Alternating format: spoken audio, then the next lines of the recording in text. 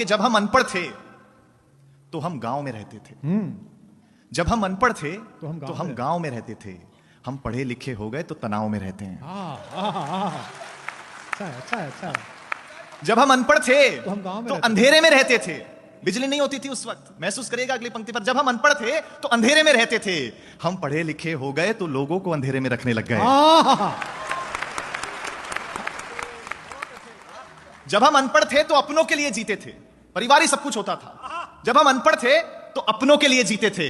हम पढ़े लिखे हो गए तो अब बस सपनों के लिए जीते हैं। हम अनपढ़ थे तो रिश्तेदार होते थे।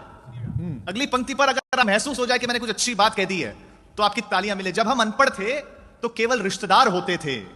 हम पढ़े लिखे हो गए तो अब रिश्तेदार भी दूर के हो गए।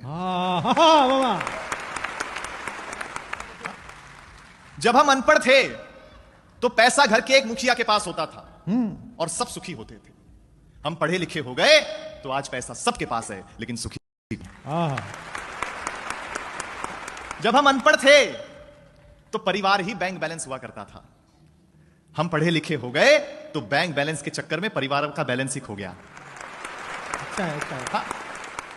देखिए, अनपढ़ों ने हमें दिया बहुत कुछ है, लिया कुछ भी नहीं है।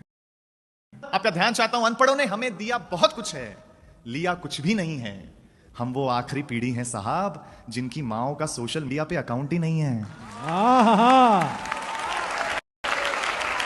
कितनी अच्छी बात है। अंतिम दो पंक्तियां कह करके आपसे विदा चाहता हूं। आपको लगे अगर रोहित शर्मा ने अच्छी ओपनिंग कर दी हो तो मुझे तालियों से विदा कर देना कि जहां हर इंसान भोला है, मन का सच्चा है, दिल साफ है।